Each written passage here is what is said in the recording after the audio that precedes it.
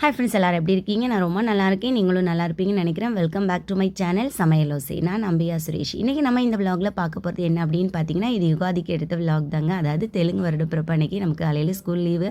அதனால் இன்றைக்கி கொஞ்சம் சமையல் கொஞ்சம் நல்லா பண்ணலாம். அதாவது வீட்டில் எல்லோரும் இருக்கிறோம், அதனால் பாயசம் அப்பளம் எல்லாம் வச்சு பண்ணலாம் அப்படின்னு சொல்லிட்டு இன்றைக்கி காலையிலே சமையல் செய்ய ஸ்டார்ட் பண்ணிட்டோம். காலையில் சின்ன சின்ன வேலைகள்லாம் இருந்துச்சு. அதாவது கொஞ்சம் வெங்காயம் வாங்கிட்டு வந்திருந்தாங்க.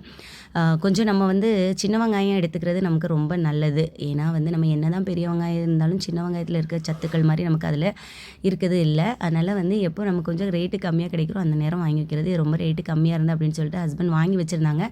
நேற்றுக்கே வாங்கி வச்சுருந்தாங்க. நான் காலையில் கொஞ்சம் வெயிலில் நம்ம எடுத்து வச்சிட்டோன்னா இது பயன்படுத்தும் போது நமக்கு ரொம்ப நல்லாயிருக்கும், பூச்சி வராமலும் இருக்கும். அதனால் நம்ம கொஞ்சம் நல்லா காய வச்சு எடுத்து வச்சிட்டோன்னா போதும். அதுக்கப்புறமா நம்மளோட இண்டோர் பிளான்ட்டு கொஞ்சம் இருந்துச்சு, அதையும் எடுத்து அப்படியே வெயிலில் வச்சுட்டு அப்படியே சமையல் செய்ய நம்ம ஸ்டார்ட் பண்ணிட்டோம்.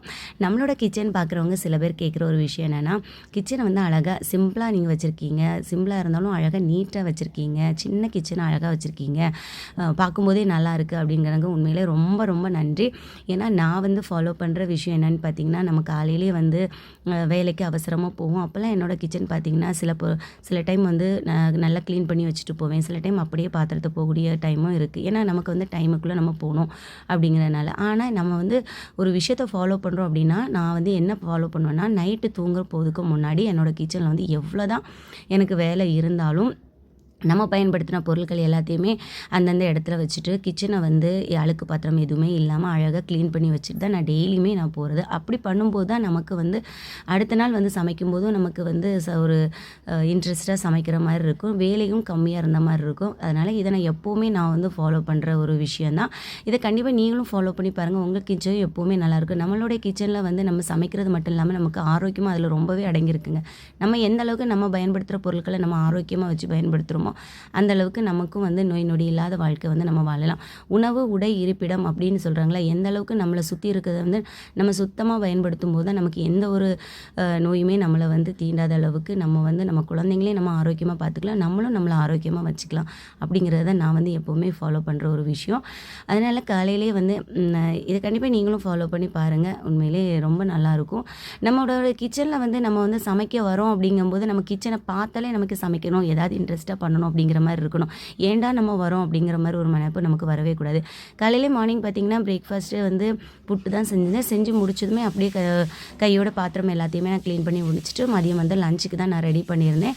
இன்றைக்கி யுகாதி அப்படிங்கிறனால எல்லாருமே வீட்டில் தான் இருக்கிறோம். அதனால் கொஞ்சம் நம்ம வெஜ்ஜு தான் சமைக்கிறது. அதனால் கொஞ்சம் அவியல் சாப்பிட்லாம் போல் இருந்துச்சு. அதனால் காலையிலே கொஞ்சம் வெஜிடபிள்ஸ்லாம் வாங்கிட்டு வந்திருந்தாங்க. எல்லாத்தையுமே அரேஞ்ச் பண்ணிவிட்டு நாங்கள் அப்படியே சமைக்கிறதுக்கு ஸ்டார்ட் பண்ணிட்டோம். அப்படி இன்றைக்கி லீவுங்கனால கொஞ்சம் ஹேர் பேக்கும் போடலாம் அப்படின்னு சொல்லிட்டு நைட்டே பாசிப்பயிறு அதுக்கப்புறமா வெந்தயம் ஊற வச்சுருந்தேன், அதிகமாக எடுத்து வச்சுட்டு சமைச்சு முடிச்சுட்டு அதுக்கப்புறமா ஹேர் பேக்லாம் போட்டுக்கலாம் அப்படின்ட்டு.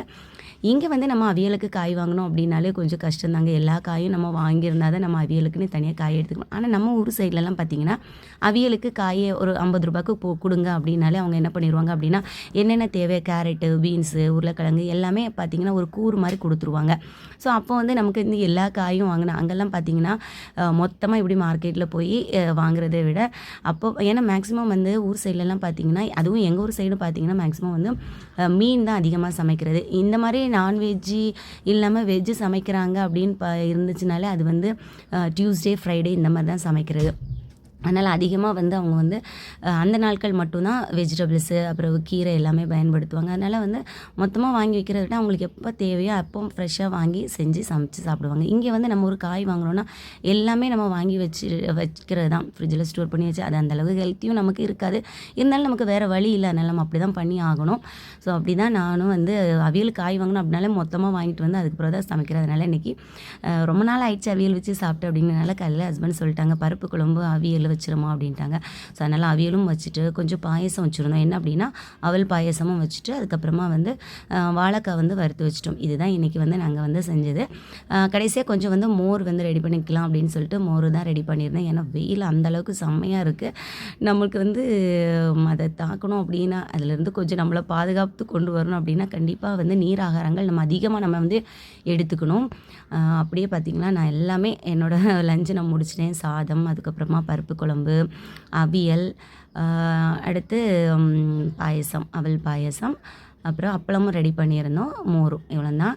ஸோ அதனால் மதியம் வந்து எல்லாருமே உட்காந்து சாப்பிடும்போது ஆனால் ஒன்றே ஒன்று மட்டும் மிஸ் ஆகிடுச்சிங்க. நான் வந்து இலை போட்டு தான் சாப்பிடணும் அப்படின்னு எனக்கு ரொம்ப ஆசையாக இருந்துச்சு. பட் அன்றைக்கி வந்து எனக்கு இலை கிடைக்கவே இல்லை. சரி ஓகே பரவாயில்ல, நம்ம வந்து இதிலே சாப்பிட்றலாம் அப்படின்னு சொல்லிட்டு நார்மல் பிளேட்டில் தான் எல்லாமே நம்ம செஞ்சு வச்சதெல்லாம் எடுத்து அப்பளமும் வச்சு அப்படியே சூப்பராக வந்து நாங்கள் வந்து லஞ்சு முடிச்சு ரொம்பவே நல்லா இருந்துச்சு. கண்டிப்பாக உங்களுக்கு இந்த விளாக் பிடிச்சிருக்குன்னு நினைக்கிறேன். இந்த விளாக் பிடிச்சி நம்ம சேனல் லைக் பண்ணிக்கோங்க. இன்னொரு வீடியோவில் பார்க்கலாம். Thanks for